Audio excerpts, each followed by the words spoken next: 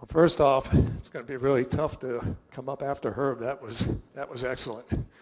Uh, my name's Stephen Bubb, and first off, it's really great to get back up in this area. My high school years, I lived across the state line in Towanda, and I worked for a gentleman who had owned a number of tree farms, including one in Dundee, New York. So I'd have to come up here and spend some time in Dundee working at his tree farm. And unfortunate thing was on Fridays I'd have to go home, so I'd have to go right past Dundee Speedway as the race cars were going in. And that was always tough to do, being a real true racing fan. Little background, I am from the Harrisburg area, live right across the river from Harrisburg. I have a fortunate spot because we're right in the middle of a racing hotbed down there. From my house, if the wind's blowing right, you can hear Williams Grove Speedway running. You can hear Susquehanna, which is now BAP Speedway. You can hear that track running. I am the librarian at the Eastern Museum of Motor Racing, and I've been retired from work for about a year. I worked in the Pennsylvania House of Representatives on staff, and that is why I don't have any hair, because if you work with politicians for 30 years, you lose a lot of hair. And I'm really glad I got retired. I did a lot of things in motorsports. I was a corner flagman, assistant flagman. I've worked on pit crews. I have done scoring, been a head scorer. I've been a publicity director at Williams Grove Speed for a while when they had the Saturday night series. So I've been very involved in racing, but it's working with the Eastern Museum of Motor Racing as a librarian, which has just been absolutely fascinating. Any museum, like the museum you have here, is a treasure. I hope everybody appreciates what you have here. Each museum is just, they're priceless, and what we're doing to save racing history is, we have to do it because so much racing history is being lost every single day, and we have to preserve every little bit of it. So I'm going to be talking about 1920s and 1930s racing. The United States entered the 1920s having just come out of World War I. The American public was hungry for entertainment. Leading the way in summer sports was naturally baseball. Also attracting plenty of the public's attention was automobile racing. Automobile competition was going through its growing pains as it entered the 1920s. Tracks were plentiful as horse tracks dotted the countryside. As 1920s racing began, there were two basic forms of dirt track competition. There were the stock cars, the road cars of the day. The second form was the engineered machines constructed for the speedway. Now this is Speed Gardner's car. And this was from the 1920s, I believe it was 1928 that this photo. The second form is of interest. Today we call them sprint cars. A look at the history of the sprint car shows the name came about late 1950s, 1960. Prior to that time, they were known as big cars. This leads to an interesting discussion that was recently occurred. Racing historians go with what I term the Chris Economaki rule. Economaki, the dean of motorsports, said the term big car came with the arrival of midget racing. When midgets burst upon the scene in 1934 and 1935, promoters began referring to the other racing cars as big cars. This was shown to be true in advertising from the mid-1930s. Racetrack promoters would often state in their advertisements that they were having races featuring big cars, not midgets. So what were the big cars prior to the arrival of midgets? Often newspapers just announced automobile races with no distinction between stock car and manufactured racing machines. One term I found used in newspapers, and the term I use, is speedsters. Another term I noticed was light cars. There is one problem. In 1920s newspapers, mainly in Philadelphia and Altoona, I found where they referenced the cars as big cars. This creates an issue with the Chris Economaki rule. I brought up the concern with noted racing historian Tom Schmee. It left both of us puzzled. And for those of you that know Tom Schmee, tell him I said don't get a big head because I mentioned him today. Tom's a good friend of mine. I decided to look into 1920s usage of big cars, and I came up with two theories. The first is engine size. At some of the races during the 1920s, they split the cars by engine size. They had a class for cars using engines 450 cubic inches and less. There was a second class using engines 320 cubic inches or less. Big car may refer to the cars using the larger engines. A second theory deals with a traveling racing group. In the 1920s, there was a traveling racing group that staged exhibition races. They featured cars called tiny cars. I was fascinated about this form of racing and located a newspaper photograph of a tiny car. They were the forerunner of the midget, and if you look down here in the corner, this is a tiny car. This was at Shenley Park in Pittsburgh. And they're about the same size as a midget. And as you can see, this car has headlights on it, but it is basically about the same size, and they used an outboard engine like the early midgets used. An interesting thing about Shenley Park. Shenley Park, we have discovered, was the first track in Pennsylvania to hold an automobile race. We first thought it was in Philadelphia in 1899, and I was doing some research on 1899 motorcycle racing, and I found results, and it said the winner won a July 4th, 1899 motorcycle race at Shenley Park. And I thought, we have no history of that. So I immediately dug into Pittsburgh newspapers, and sure enough, there was an automobile race July 4th, 1899 at Shenley Park in Pittsburgh. And track is still there. It's now a running track. So Shenley Park was actually the first track in Pennsylvania to hold an automobile race. After discovering the tiny car group, the term big car, was possibly used to separate the two forms of cars. For this discussion, I will use the term speedsters. We have speedsters becoming big cars, and big cars eventually becoming a sprint car. As racing entered the 1920s, competition was mainly on horse tracks. There were a few raceways built exclusively for automobile racing. However, the overwhelming number of races were on fairground horse tracks. I do want to point out an interesting aspect to racing research.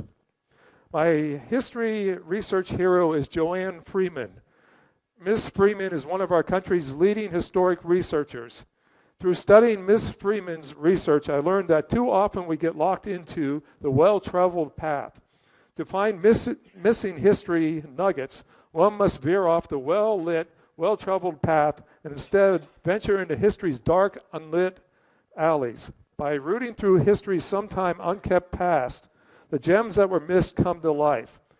Using this line of thought, I went to work on the existence of 1920 racing facilities. Almost every county had a fairground horse track, and automobile races were prevalent at these facilities. What too many researchers miss are the small town horse tracks. At the time, many small towns still had some type of fairground. By digging into small town newspapers, suddenly long lost automobile races came to life at these small town tracks. Racing was going strong in the 1920s and stronger than many knew. The small town horse tracks hosted horse racing events. To increase attendance at their horse races, the small town ovals were adding automobile and motorcycle races. I think I need to adjust this a little bit. There we go. AAA was the main sanctioning body of the time. To have a AAA sanction on your race was a badge of honor. At first, AAA only sanctioned races on tracks a mile or larger. I found an article where a Western Pennsylvania track was able to trip AAA. Their horse track was a half mile in size. When they filled out the paperwork for AAA, they listed the track as a mile. The AAA officials were unaware of the discrepancy until they arrived the day of the race. They allowed the race to be held with the AAA sanction, but following the event, they permanently banned the track from staging another AAA race. In the 1920s, AAA was the leading sanctioning body. They did have some competition. The International Motor Contest Association was one of their leading competitors. The American Automobile Racing Corporation was a strong group. AAA and the American Automobile Racing Corporation co-sanctioned races at the Allentown Fairground. Another group trying to make some ground in the racing business was the International Automobile Racing Association. There were smaller racing groups such as the National Motor Racing Association and the Tri-State Racing Association. The racing situation at the time was much the same as our present time. If AAA sanctioned the event, usually a handful of AAA stars would participate in the race. The remainder of the racing field was filled out by local stars. It was a situation that could be compared to our present-day World of Outlaws or All-Star circuit. They bring in some of the star drivers, and the remainder of the field will be local competitors. One star driver every track was hoping to draw was Ralph De Palma. De Palma won the 1915 Indianapolis 500. During his career, at some point, he held every speed record from a half mile to the Indianapolis track. This taking place on track surfaces from dirt, board, and brick. In an interview from the 1920s, De Palma talked about his views on racing. Automobile racing is the cleanest and fairest of all, said De Palma. Lots of people out there believe that every race is fixed before it starts, that every accident is planned by the poor drivers just to give the fans a thrill. They are wrong. Every man who competes in automobile races believes that he is the best in the world. Give a driver a large crowd for whom he can perform, and he will fairly eat up the track, hitting the curves with the gas feed down, roaring on the straight stretches like a demon. The drivers are just too busy trying to reach the top to be bothered by dirty and unfair topics. Then, too, prizes to automobile racers are small, exceedingly small. Good dirt track drivers make a living, but not much more. Ralph De Palma, in the interview, had an interesting take on racing accidents. He believed that having 3 crashes was almost like having a good luck charm. Every driver suffers 3 mishaps, De Palma explained. It's part of the game's tradition. I've had my 3 crack-ups and have been laid up in the hospital for as long as 7 weeks at a time. I'm not due for more than that sort of thing. 3 and that's all. You think it's funny? Well, we're all glad when the 3rd smash-up has been passed. The 3rd one puts a rabbit foot or some other lucky piece in your car for keeps. So that's an interesting take. He believed that 3 crashes and you were lucky then. You were not going to have any other serious wrecks. Ralph De Palma toured the country towing his racing machine. Starting in 1924, he began competing in a Miller Special. The Michigan driver had Wesley Crawford and Reeves Stanley serving as mechanics. De Palma's engine used a supercharger of his own design. De Palma said his engine had a price tag of $10,500. That price tag should raise plenty of eyebrows. When computed to inflation, Ralph De Palma's engine today would cost $158,262. You can buy a lot of 410 engines today for that amount of money. There were other drivers that were touring the nation. Speed Gardner, who we saw in the earlier photo, Ira Vale, IP and Nat Fetterman, Zeke Myers, Jimmy Gleason, Russell Snowberger, Frank Lockhart, Wilbur Shaw, Ernie Triplett are names of drivers that were out on the road. When they arrived at the local track, sometimes there would be stiff competition from the local talent. One such driver was named A.B. Litz, or better known as Deacon Litz. Deacon Litz was from Du Bois, Pennsylvania, and ran a tavern known as the Quiet Woman. And there's an interesting story on it, but I won't go into it because it would be called sexist as to why he named it the Quiet Woman. Had something to do with his wife. The local paper referred to Litz as a consistent, non-spectacular speed artist at Du Bois. I don't know if I want to be known as non-spectacular, but that's what he was called. Litz, in his early days, built his own cars and towed to the regional tracks to compete against the national stars. Litz was defeating the big names, and he began to accept better rides. This is Deacon Litz here, He's standing at the back of the car. And this is his number 26, one of his cars that he took out on the road. And this was, they were unloading it off to the trailer. This was actually at Altoona, the board track. This is the Altoona board track.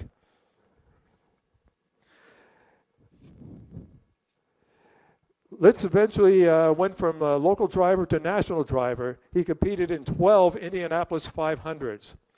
A press release from an October 8, 1927 speedster race at the Bloomsburg Fairground highlighted Deacon Litz.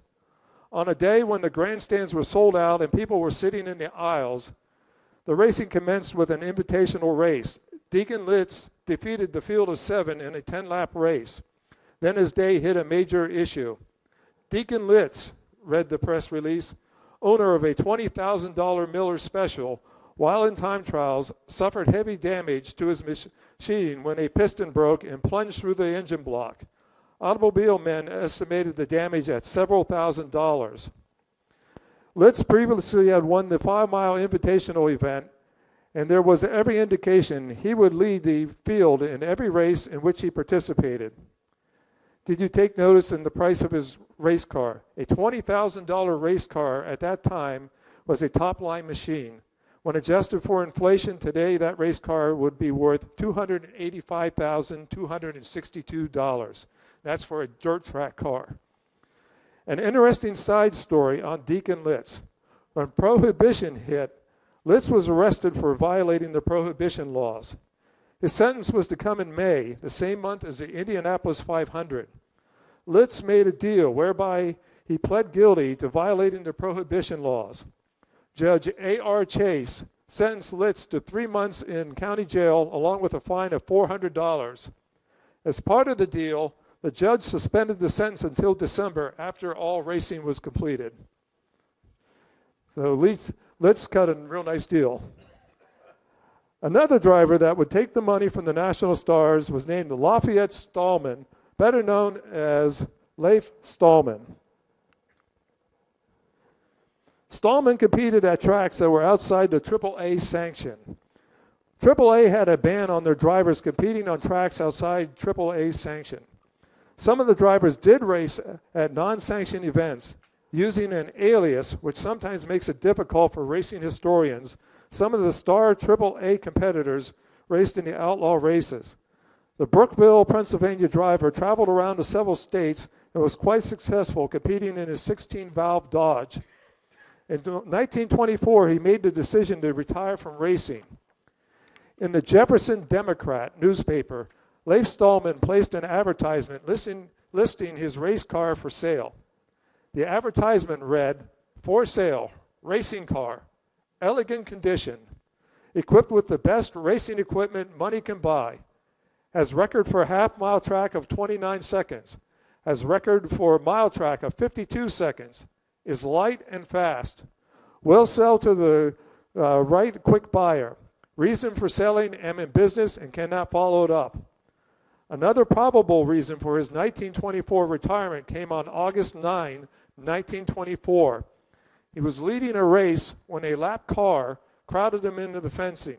His Dodge struck the fence and a 12-year-old boy that was sitting on the fencing, instantly killing the child. Stallman's car went down an embankment and landed on a sand pile. Stallman had several broken ribs, severe cuts, and a wrenched back. Stallman's retirement was short, though. He built a new car called a Fronte Buick. He took a Frontenac and a Buick, combining parts from both machines, and that's this car up here. Stallman constructed a new, quick car. Stallman became an outlaw driver long before the term outlaws became popular. He sought out high-paying races around the Middle Atlantic region. In 1926, the new Kensington half-mile track, located north of Pittsburgh, opened. The track, called the $1 Million Speedway due to the cost of building the raceway, opened with a non-sanctioned automobile race. To attract attention, plus drivers and racing fans, the raceway's management decided to pay $1,000 to the winner. Today, many tracks pay $1,000 to the winner. That money brought Leif Stallman. Stallman won the race taking the long route. Noticing The track was rough on the bottom. Each lap, Stallman was against the outside rail. Stallman estimated he probably ran an extra quarter mile each circuit of the 200-lap race. Stallman's outlaw style caught up to him in 1926. AAA began to move into the tracks that dotted the western section of Pennsylvania. AAA made an ultimatum. You have to join AAA if you want to compete in our races. If you join AAA, you can no longer race at tracks not sanctioned by AAA. On July 24, 1926, Stallman won a AAA-sanctioned race at the Du Bois Fairground. A week later, he was competing in a race not sanctioned by AAA. AAA's action was quick. On August 4, AAA announced Leif Stallman was disqualified from the Du Bois win because the July 31 race was a contest neither sanctioned nor supervised by the contest board. AAA also announced Stallman was permanently barred from any further AAA contests. Stallman's excursion into non-sanctioned field was a particularly flagrant violation of regulations, the AAA board statement said, coming as it did only a few days after the bars had been let down at his most urgent appeal to be permitted to enter sanctioned racing. When the tracks at Butler, Pennsylvania and Mon City, Pennsylvania entered racing last May, all Western Pennsylvania drivers were given an opportunity to join. Stallman was not among those who took advantage of the offer, and later, when he asked to come in, he was refused. He pleaded, however, that he had not been offered the opportunity to enter in May. For that reason, he was admitted on July 23, the day before the Du Bois race, upon the express stipulation that should he ever backslide, he would be permanently out. Yet in the face of that agreement, he raced outside the following week. Neither this board nor the AAA has any quarrel with any promoters, car owners, and drivers outside its sanction. But it does have a standard which is not often equaled. It desires that this standard shall be set an example, that nothing shall dim its present and well-defined leadership, that the attempt it has made to make racing clean and girt with safety shall not be undermined. Unless AAA drivers live up to these standards, they cannot be maintained. And no driver can live up to them by racing today on a track sanctioned by AAA and tomorrow on one that does not qualify. Did that deter Stallman? Not in the least. He continued his outlaw style, working around AAA-sanctioned tracks, and continued racing into the early 1930s. The ban by AAA did keep him from making the big next step up the racing ladder. There is one driver from this time era that time has forgotten, but he deserves his place in automobile racing fame. His name is Andy Crumshaw. Andy Crumshaw was not a known feature winner, but he was a fascinating story of racing determination. Crumshaw was from Alliance, Ohio. Due to an issue at birth, Crumshaw lost both of his legs at the hip. He also had part of his right arm amputated. Despite the inflictions, Crumshaw went after life with a gusto. Andy Crumshaw was well known in Alliance. He owned and operated the largest newsstand and retail business on the east end of town. Crumshaw never considered himself crippled. One of his great projects was building a car of his own design. Taking several different cars, Crumshaw constructed a luxury car, one that he drove across the country and across southern Canada. Crumshaw loved racing. He took a Frontenac and rebuilt it. He would steer the car with his left arm. Crumshaw made an extension he placed on his right arm. Using that extension, he could operate the gas and the brake. Andy Crumshaw toured around the country, although the majority of his racing was from Ohio and east. Many of the tracks would advertise as upcoming races, stating the invalid driver would be competing. Andy Crumshaw was anything but an invalid. He was a competitive racer and often finished in the top 5. He won a feature at the Ebensburg Fairground. And one fascinating thing I find on this is his mechanic has an arm in a sling. And I take it that somewhere along the line, the two of them had quite an adventure. Crumshaw's racing did hit a major obstacle in 1927. While racing at Lisbon, Ohio, the leader suddenly slowed and Crumshaw's car made heavy contact. Andy Crumshaw was transported to the hospital and received the bad news. He had broken his left arm, the good arm, placing him on the sidelines for a while. And just before I came up here, I did find another story on Andy. He has apparently a good sense of humor because when he broke that arm, he came back to the track while the races were still going on, went over to the judge's stand, held up the arm in a sling and said, "Look, it's the good arm." So he apparently had a very good sense of humor.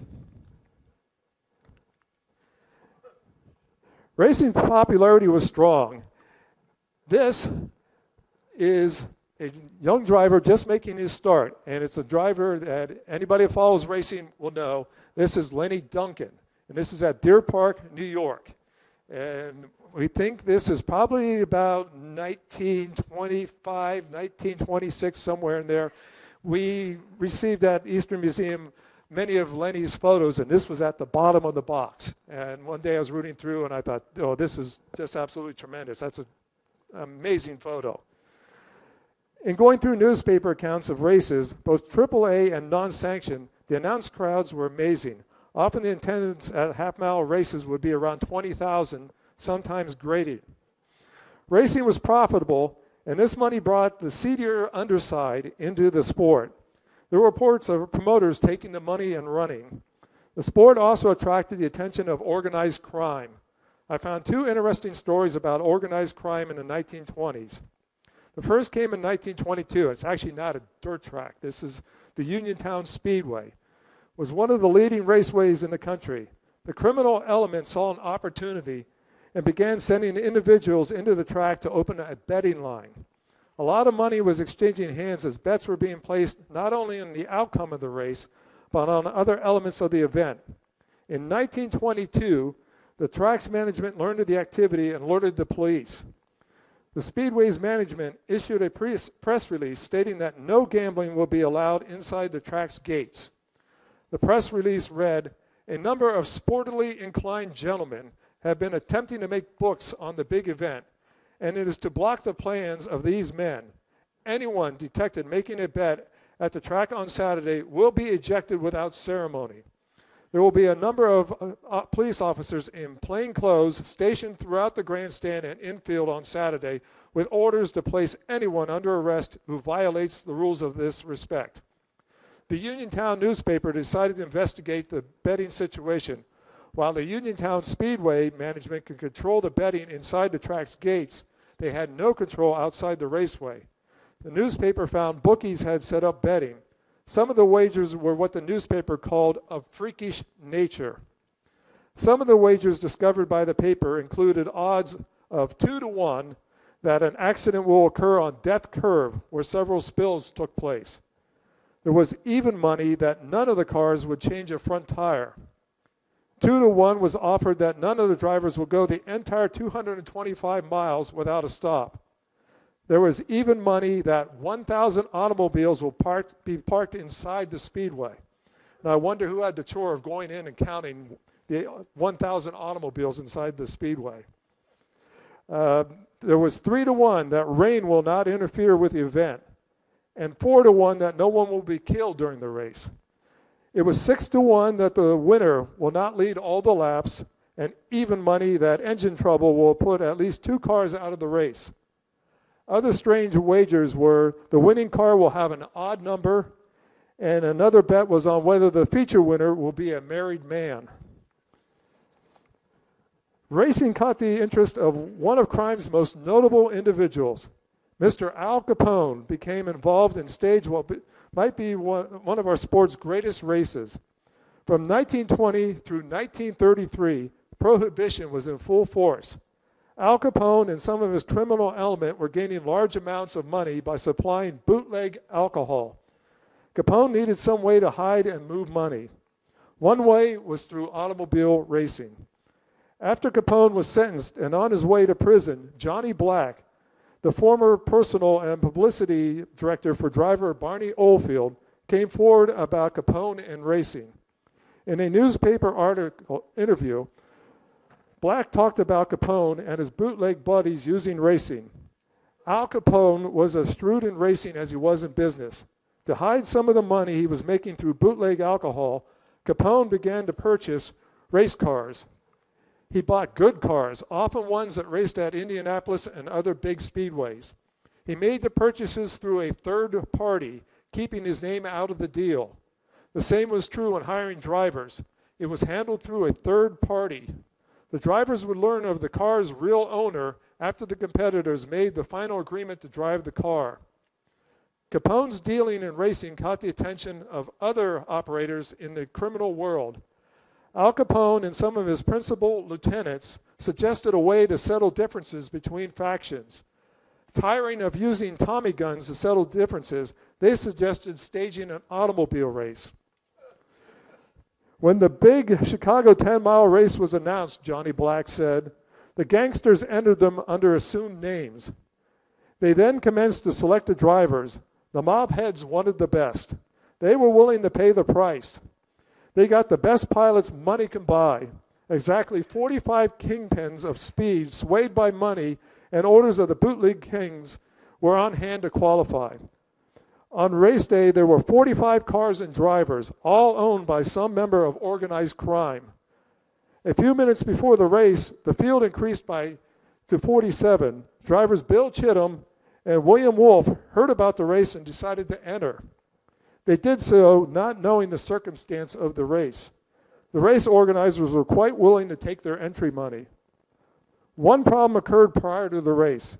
The race starter, the head flagman, apparently being tipped off, took flight and sought safety. Johnny Black had flagging experience and accepted the position. There were 47 cars on hand. Only 18 were going to make the starting field. Johnny Black said that, tersely told that they must earn their stipends from their bootlegger bosses, and that if they laid down and lived after the race, they might look forward to a ride after it. In this atmosphere of death, the pilots threw everything they and their cars had into the speed activities. To the Speed Kings, it looked as if the old Grim Reaper was handling the flags himself that day, with a fateful fate in prospect for the racing pilots if they did not win, and a potential death facing them if they did. The qualifying, narrowing the 47 cars down to 18, presented some of the most intense racing ever witnessed. By the end of qualifying, the drivers had smashed to smithereens more than 1,000 feet of fencing. Drivers went through holes in the fencing made earlier by other drivers. William Wolf, the outsider that entered the race at the last second, could not believe what he was watching. Unaware of the situation, Wolf commented in an interview about the almost insane racing he was incurring. If you took your foot off the accelerator for a second, Wolf said, not one, but about a dozen cars flashed by you. And those boys were driving. I want to tell you, they were maniacs. I did not understand until afterwards. The best made plans by the gangsters failed on this day. The two outsiders, Wolf and Chittum, finished first and second in the feature. Bill Chittum won, and William Wolf a close second. Upon reporting to the pits, Chittum and Wolf were informed of the race's circumstances. The two quickly gathered their winnings and made a hasty exit of the track. They were not the only ones to make a quick exit of the track. Following the race, flagman Johnny Black received the same information. When I learned after the race that the racketeers had taken this way to settle their disputes instead of with machine guns, and fearful lest I might be blamed for the loss of their cars later, I did not waste much time in Chicago, Black said. The sport of automobile racing had a strong and healthy run through the 1920s.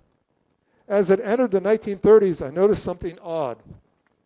I developed a spreadsheet that I could document Pennsylvania's races from the first one in 1899 to the present. As I looked over the spreadsheet, I noticed a drop in races from 1930 through 1934. At first I thought maybe I did less research on the time frame. I went back and did research on the races through the years and noticed there was indeed a drop in the races.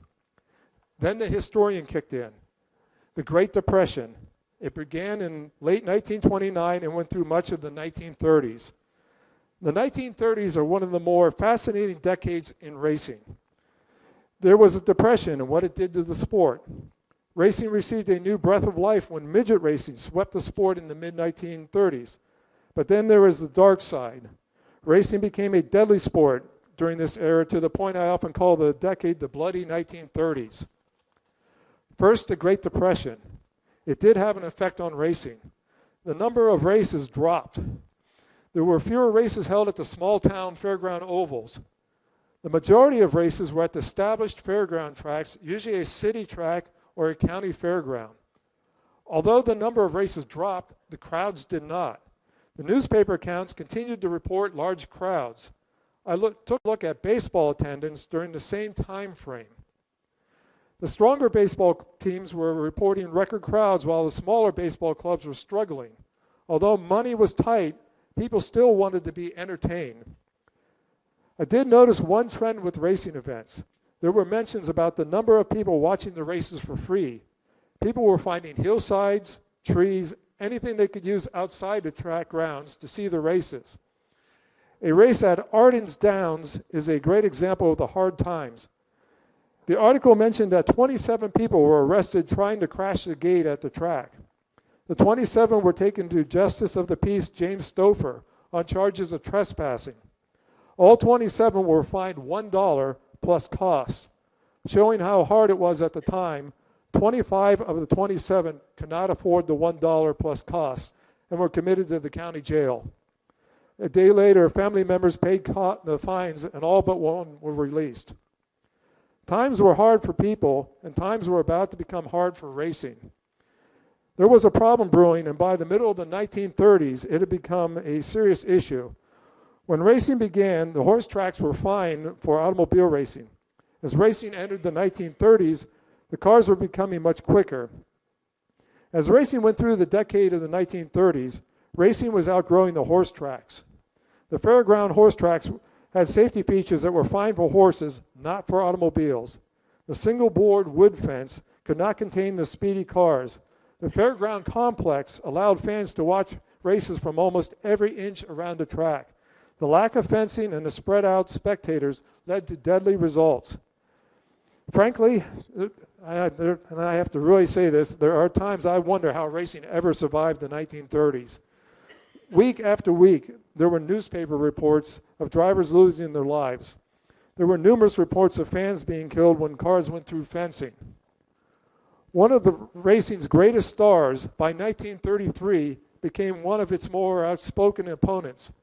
Barney Oldfield, a member of AAA's contest board, suddenly could no longer see a future for the sport, mostly due to the carnage. The San Francisco Examiner newspaper was the perfect place for Oldfield to make a statement about automobile competition. The Examiner was a quite anti-automobile racing paper during the 1930s. Automobile racing has outlived its usefulness, Oldfield said in his interview. It has ceased to be racing and has become merely a morbid and brutal spectacle. The science of speed has reached a point where any manufacturer can produce a car which will satisfy any sane buyer. Few of your average automobile race fans know or care anything about the finer points of the cars or the racers. They watch without interest the most skillful and delicate driver, but let a tire burst, a wheel skid, a car brake for the fence, and they are out of their seats in a flash. A soft spot on the track, a piece of broken metal, a speck of dirt in an oil feed, these things and not engines, experience, or skill are the things which win automobile races now. Racing cars are now too fast for the tracks, and I doubt safe tracks can ever be constructed, especially with the demand for more speed and more hazards. As for the proposal to require promoters to post bonds to provide for the dependents of those killed or permanently injured, Henry Ford took out insurance on every driver and mechanic as a personal gift to them. I quit racing for two reasons.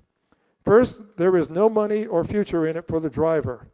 Second, because of the ever-increasing dangers with the demand of speed and more risks.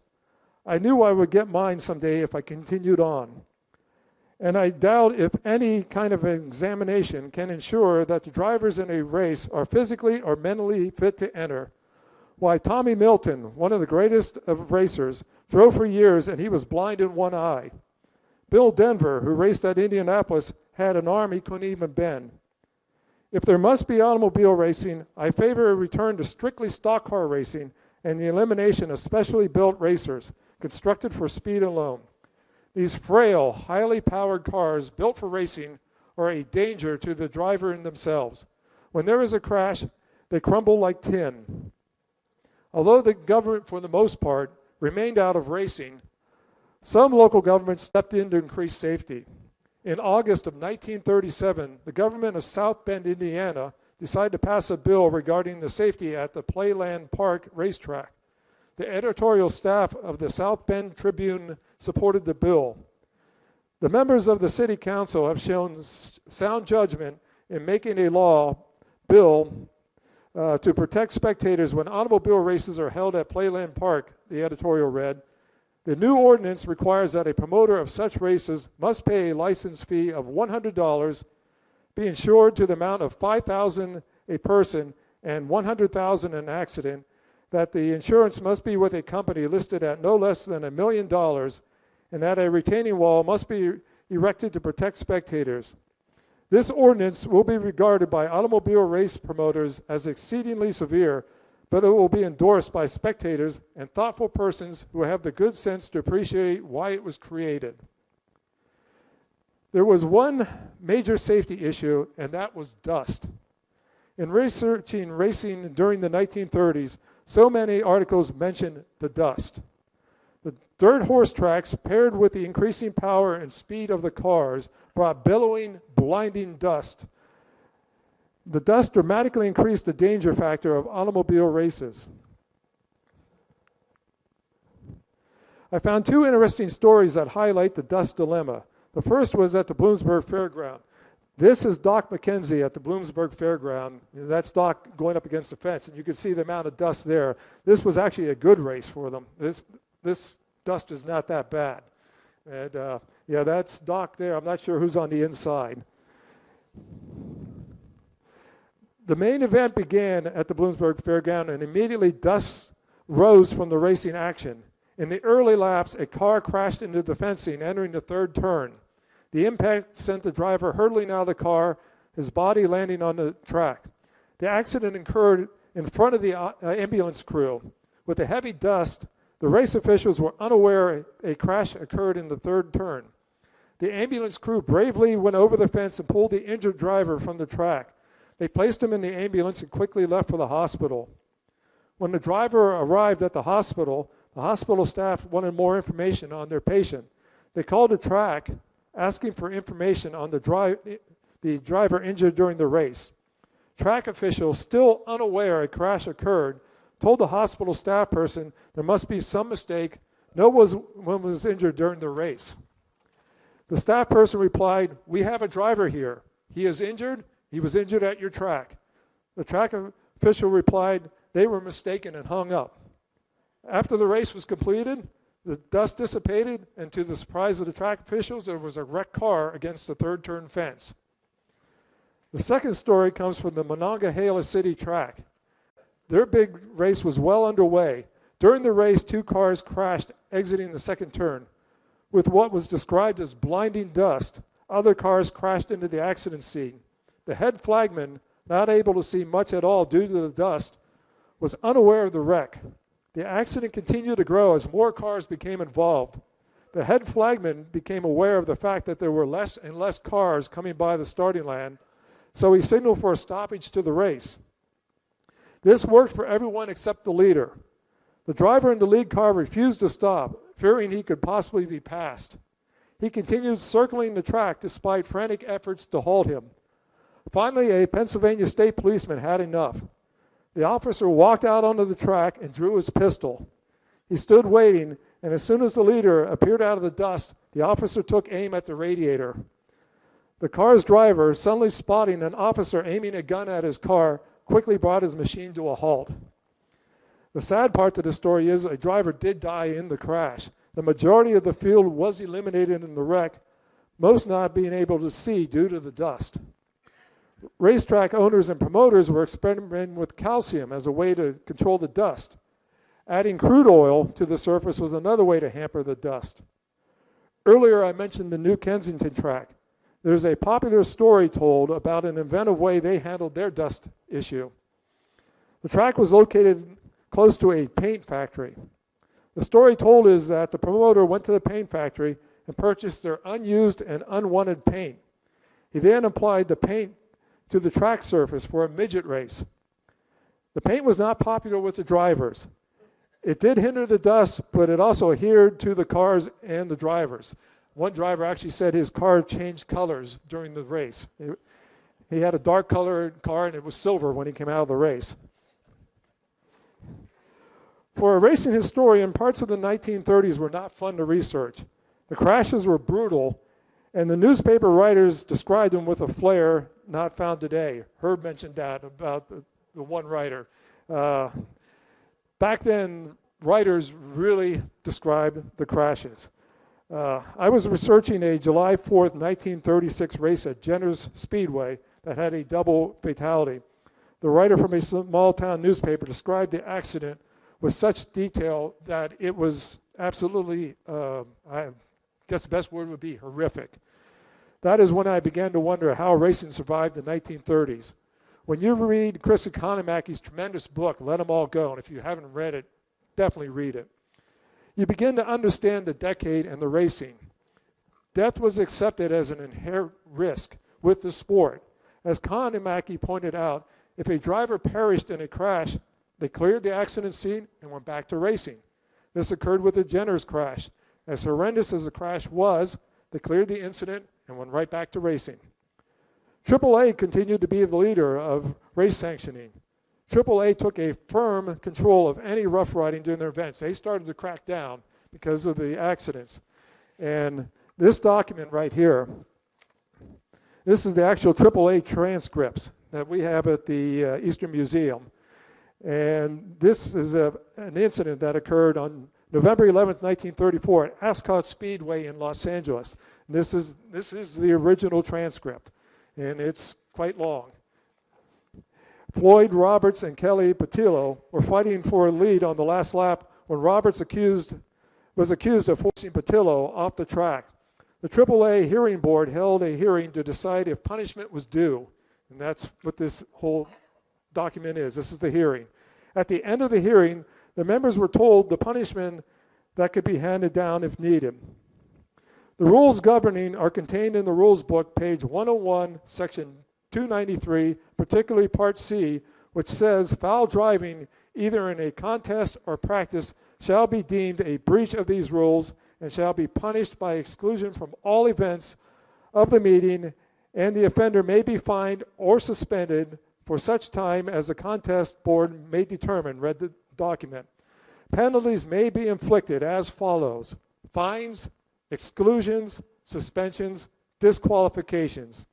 If you find Roberts guilty of this offense, you can recommend a fine or you can bar him from any future races for a future length of time.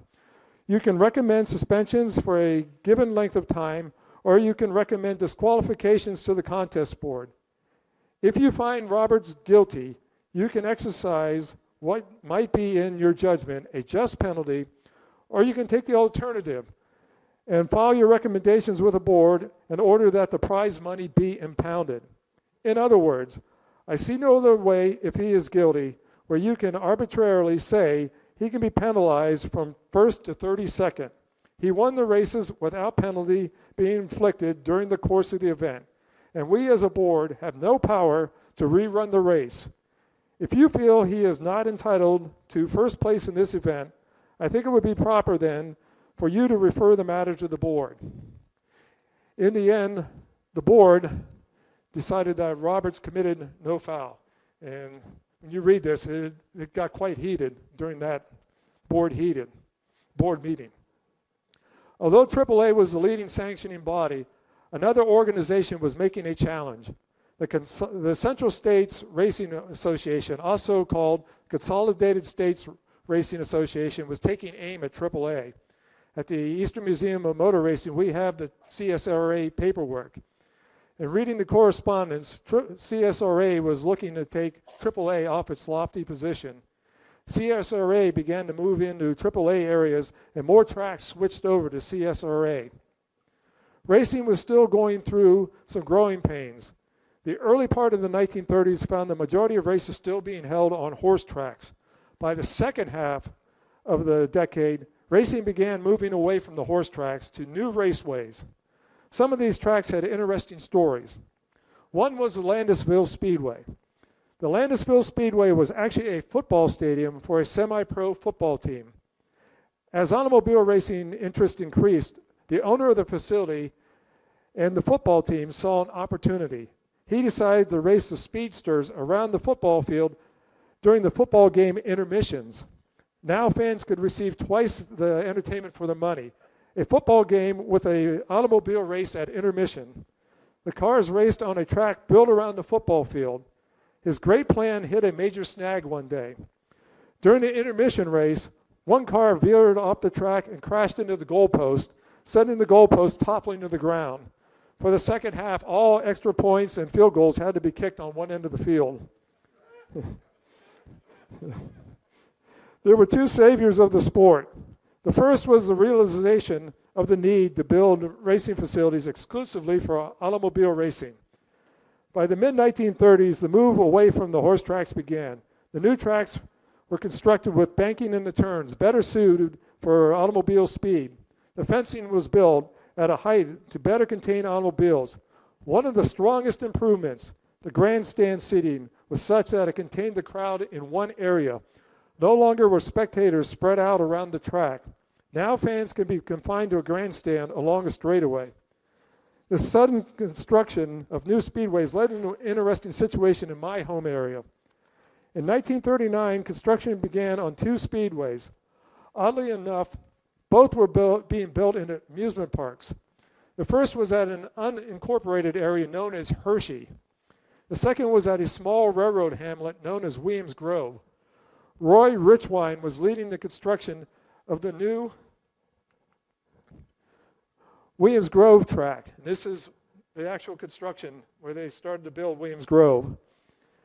While Milton Hershey of Hershey chocolate fame was heading up the Hershey project.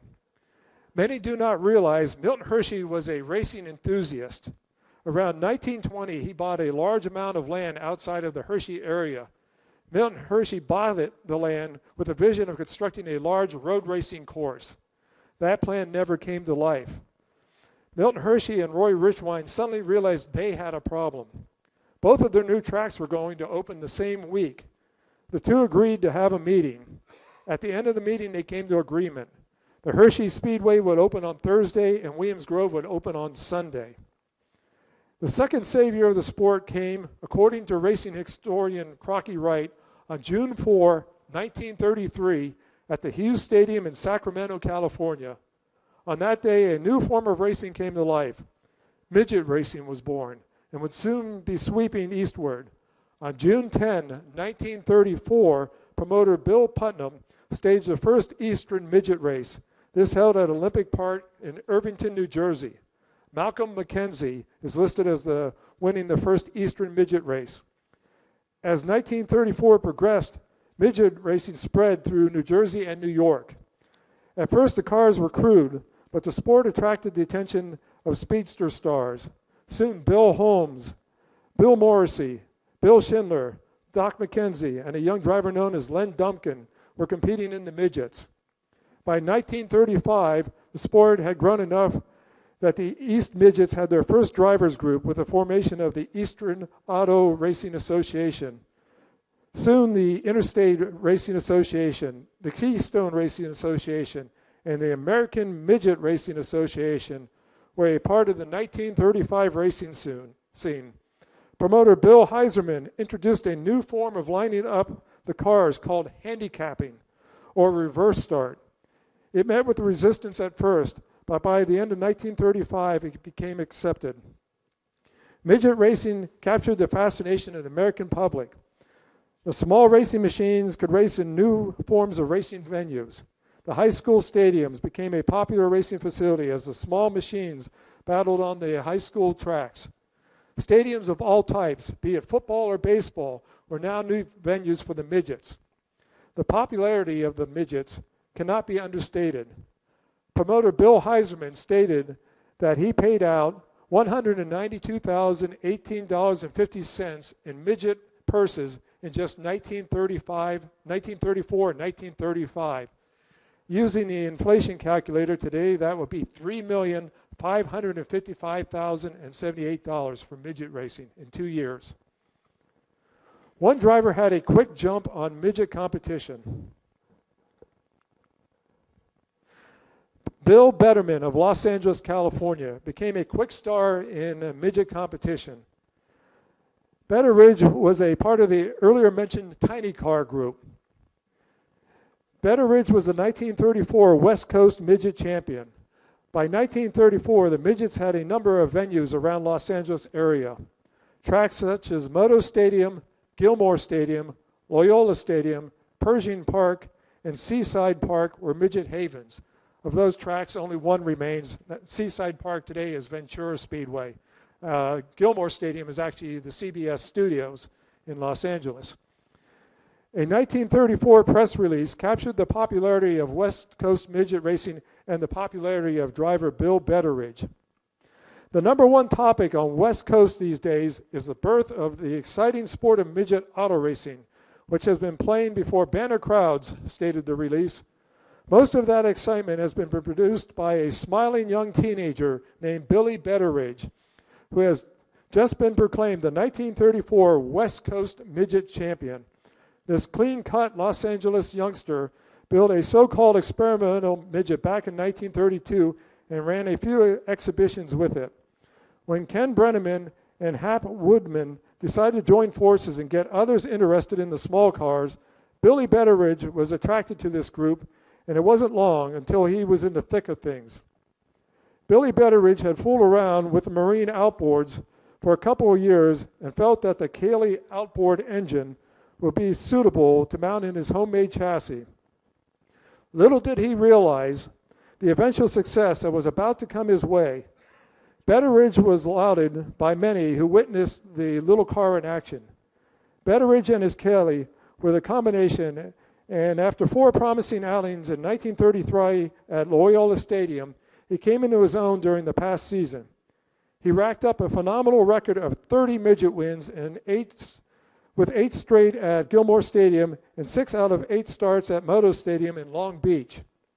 Billy finds enough time out of a busy schedule to teach Sunday school class and focuses on clean living, mentally and physically prepared, and will and determination to win. That's what he has done. He's just made to order for the mantle of a champion and displays the humility of one of racing's finest personalities. Betteridge's story comes to an unfortunate end. On June 8, 1937, he was fatally injured in a wreck on the opening lap of a feature at Atlantic Stadium. Billy Betteridge, a point champion at Moto Stadium and the National Midget Circuit of California champion, left an impression on West Coast fans, as per this press release note. The greatest tribute ever given paid a driver, stated the release, was given Betteridge when 6,000 fans to a man remained for over an hour patiently waiting for an announcement as to his condition. When the announcement finally came, they were told that their beloved idol had passed on. They filed out in silence. On the East Coast, midget racing opened the sports door for many aspiring drivers. One was Joe Pacino from Woodside, Long Island. He started his driving career with the speedsters but struggled. The midgets offered a new opportunity, and Pacino took advantage of the new sport. Although not a known feature winner, Pacino was on top of his game in qualifying, winning a number of heats and semifinals. Joe Pacino is typical of quite a number of struggling young men in the sport of auto racing, read a press release, who have been following a dream. Joe's early schooling goes back to 1934 when he broke in with the Garden State Association in an attempt to make it. He encountered the same problems as those who preceded him. the lack of good equipment, but there was a ray of hope during the initial season in which he placed in the top 5 in a race meet staged at Woodbridge, New Jersey. This was enough to keep him focused. He sat out the 35 season due to the lack of a decent ride, but in 1936, we find him taking part in 19 midget races, namely Bridgeport, Philadelphia, West Haven, and Freeport. He tried his hand with a marine-type power plant known as the Van Blurk, but has since shifted his attention to the Ford 60, which is proving to provide that necessary step to make move his career along. Born and raised in Scranton, Pennsylvania, Joe now makes his home on Long Island, which puts him in close proximity with the tracks that make up the Heiserman circuit. Midget racing became so popular, it was almost possible for a driver and race team to compete every night.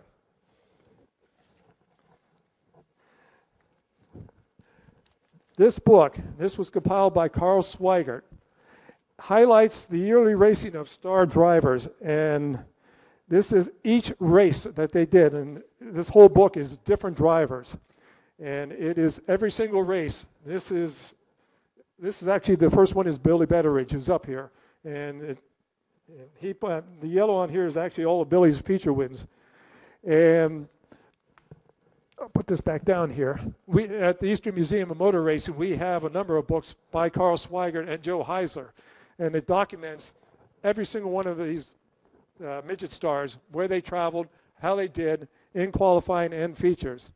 And there's an interesting aspect to this, and that is travel. We have to remember that this was prior to the freeways. Travel was not easy during this time era, yet the race teams went great distances. It was not unusual to see a note of a driver competing in the Midwest on one night, and a day or two later he was racing on the East Coast. There were no modern hotels, no fancy racing rigs, no chain restaurants, no fast food. These competitors were true racers, putting up with hardships of the road. And it is amazing when you look through here to see they raced night after night, and one night they could be in Pennsylvania, and the next night in New England, the following night they could be in New Jersey. These guys really, really traveled. Midget racing went through its growing pains.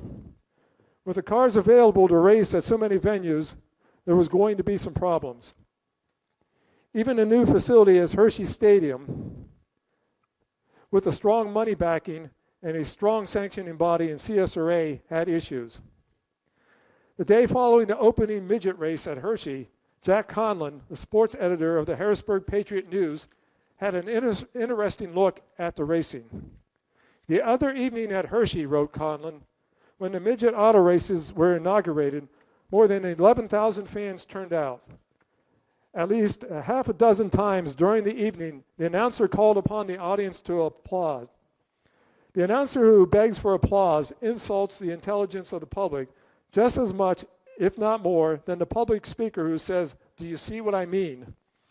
Many persons who attend an auto race for the thrills they expect to see, but the majority attend because they love the sport and that is their favorite diversion. Perhaps we're different. We would have come away from the track the other evening thoroughly enjoyed with the program if it wasn't for the fact that they were continually reminding us that it was time to applaud. It was really humorous for a while. Things are not usually done that way in Hershey. Here's hoping that those in charge of the midget races fall in line real soon. Then, if you had not become disgusted with the announcer and were willing to endure more, all you had to do was try and get some refreshments during intermission. Picture the greater party of 11,000 fans trying to get service with only 2 persons selling tickets, and then less than a half dozen attendants endeavoring to serve the huge throng. Talk about a day at the races. You ain't seen nothing until you've gone through what we did the other night. However, we must admit it was the first race, and many of these conditions are likely to be remedied before long. On a side note, Hershey almost came to an explosive end in that first year. They were scheduled to have a large fireworks display with the races. The races and the fireworks were rained out, so Milton Hershey instructed the workers to store the fireworks under the front straightaway grandstands. During the week, a worker tossed a cigarette and it landed in the fireworks. This created a large explosive scene under the grandstands. Thankfully, the grandstands were made of concrete and were able to withstand the explosion. Husted Field is a prime example of the growing pains of midget racing. Husted Field was a multiple-purpose sports facility. The complex included a football field and running track. The midgets were scheduled to race on the running track. The event was a qualifier for a race to be held at Madison Square Garden in New York. The local newspaper added some pre-life excitement to the event. And once again, this is what I said about writers at the time having a flair. The newspaper article read, "Life and limb will be endangered Saturday afternoon at Husted Field when the cream of the daredevil drivers will whirl around the 5th mile track at speeds faster than a mile a minute. The midget automobiles to participate have carried several drivers to their deaths and have sent numerous drivers to the hospital. Due to the nature of the local track, accidents seem imminent. A large crowd is certain to be turn out for the large races. The cars are not playthings by any means. Doctors and nurses will be on hand in case of emergency." Lovely way to sum up the races that are coming. On race day, a total of 8 midgets were at the track. The Husted brothers, who owned the facility, had other concerns. The expected large crowd was not there, so the Husted brothers began taking account of the spectators. As the practice session began, the Husted brothers asked the promoter how much he was paying in insurance. The promoter replied he had no insurance on the race. They then asked if he had enough money to pay the drivers. The promoter stated that with 8 cars, he believed he had enough money to pay the drivers. At the end of practice, the Husted brothers made the announcement they were canceling the races and all patrons would receive a refund. By 1938, midget racing was booming. The Eastern Midget Racing Alliance was formed as a way to protect the drivers. The alliance was there to make sure the drivers received a fair purse. This group quickly ran into opposition. AAA wanted to be part of the East Midget scene. In March, AAA met with the National Midget Auto Racing Circuit. AAA took over the circuit's schedule, and now AAA was firmly in place in the East. To show the strength of AAA, this was their weekly East Midget schedule. Sunday nights, they had racing at Nutley Velodrome and the Coney Island Velodrome. On Monday, they sanctioned races at Cedarhurst and Bridgeport. Tuesday night, they were at Yellow Jacket and the Bronx Castle Hill. Wednesday night, they were back at Nutley and Coney Island. Thursday, they returned to Cedarhurst and West Haven. Friday nights were for Yellow Jacket and Bronx Castle Hill. And they finished the week on Saturday at Long Branch. That is 14 races in 1 week for AAA. And that was all season long. There is one track on that list that needs mentioning. The Nutley Velodrome. The Nutley Velodrome was a bicycle track located in Nutley, New Jersey. And Herb mentioned about this earlier. The track was a 6 mile in distance, 45-degree banking in the turns. People thought promoter Jack Kochman was crazy when he suggested racing midgets at the velodrome. Even Kochman had some doubts when he enlisted drivers Bill Scarnates and Red Redmond to take some practice laps. Following that section, Kochman believed midgets could race on the velodrome surface. Kochman had an open practice, and the first driver on the track, Ernie Gessel, turned a lap in 8.4 seconds at a speed of 72 miles per hour. That's 72 miles per hour on a 6-mile track. By the second practice session, they had lap times under 8 seconds. Racing great Tommy Hinnershins once talked about racing at Nutley. With the track's small size and steep banking, Hinnershins said you would lose all perspective when on the track. The cars would circle the track so quickly that you would lose track of which straightaway or which turn you were in. He said you would go up, you would go down, you would go up, go down constantly. You had no idea where you were on the track.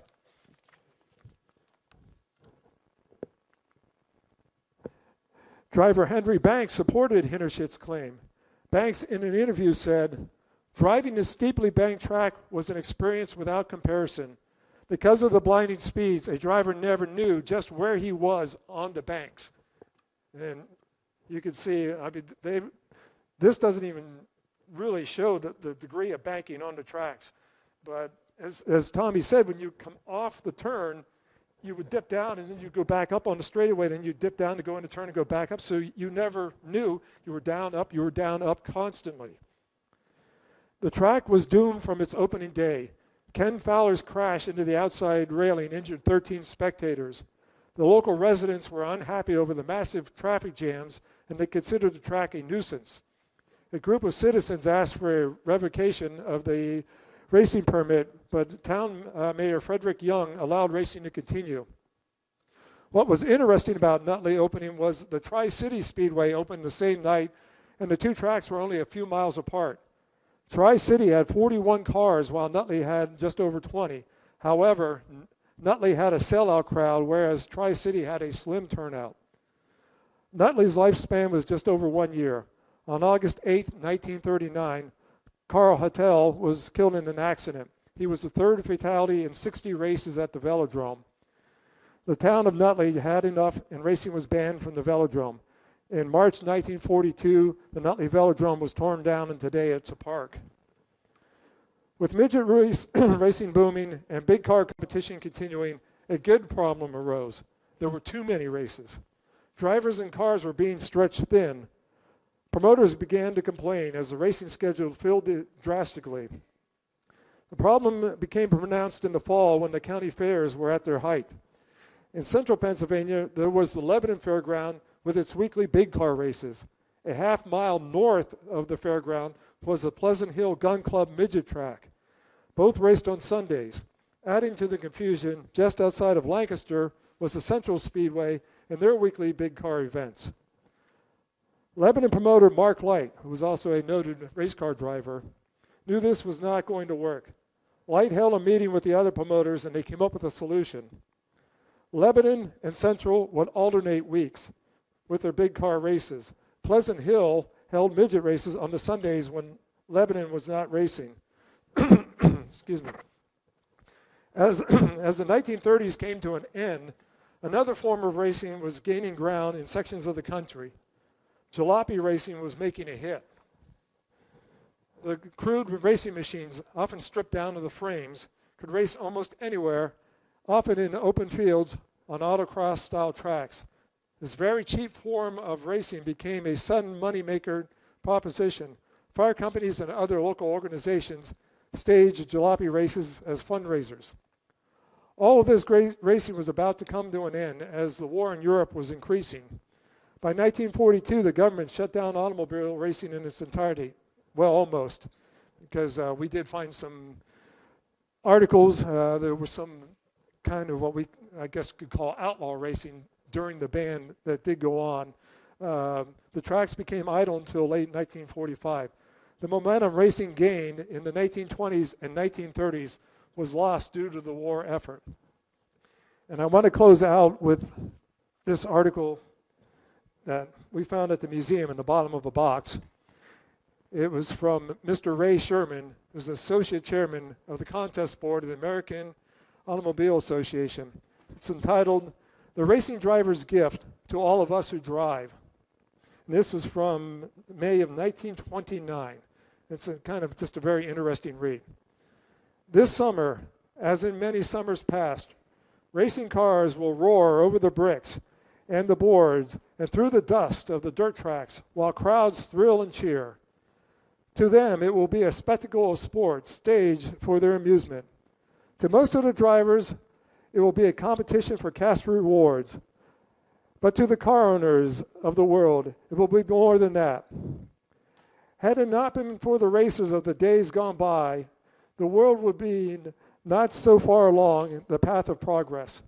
Our civilization would be a different thing. Our people would have less enjoyment of life than they would have today.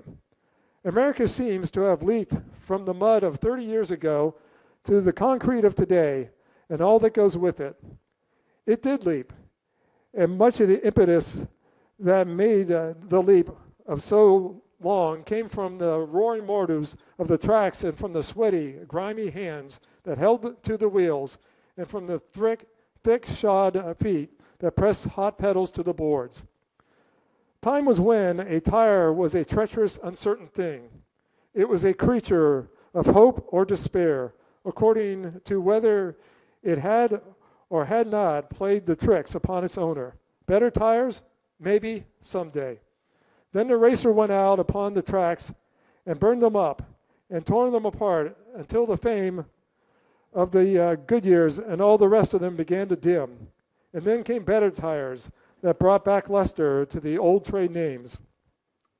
Under hard pounding on the bricks and the rough usage on dangerous turns, steering knuckles, the soul of the driving safety cracked. Each crack brought its penalty to some men. And then engineers went back to laboratories and shops and came forth again with steering knuckles that would not break. And every part of a car went through a grind. Without much, cars of today would not be what they are. In the great scheme of things, this grinding had to be, it was not a part of progress, a contributions to the welfare of the world. And back of each test, behind each motor, had to be the hands of a man, a racing driver. This summer, 20 million of Americans' families will roll over the roads in automobiles. Fathers, mothers, children will sail at fast speeds on tires that make for safety. Cars with human freight will be pushed up frightful grades, and gears and axles will not break. Steep descents, sudden stops, all in safety.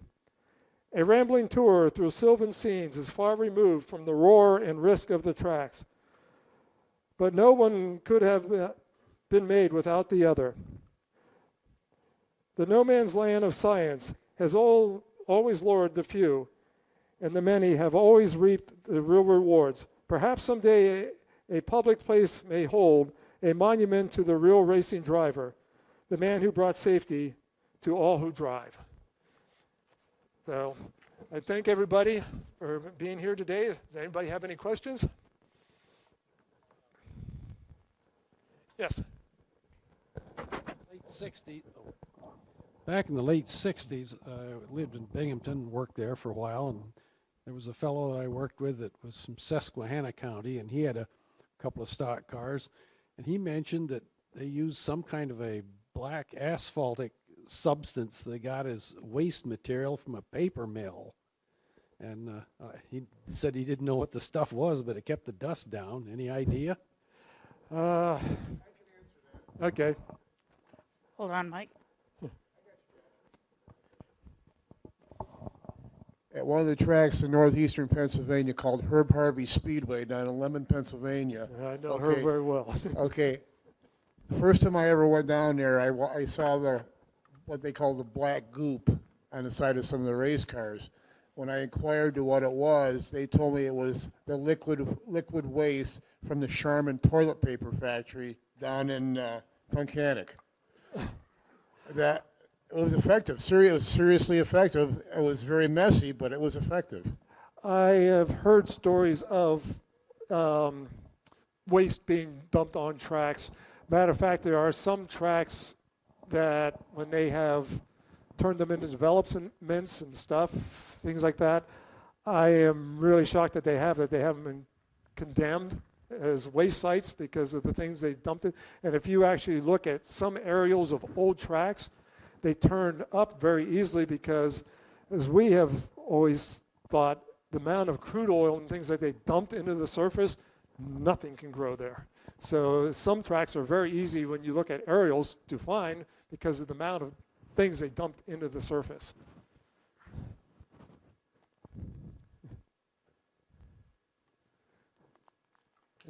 Okay, thank you.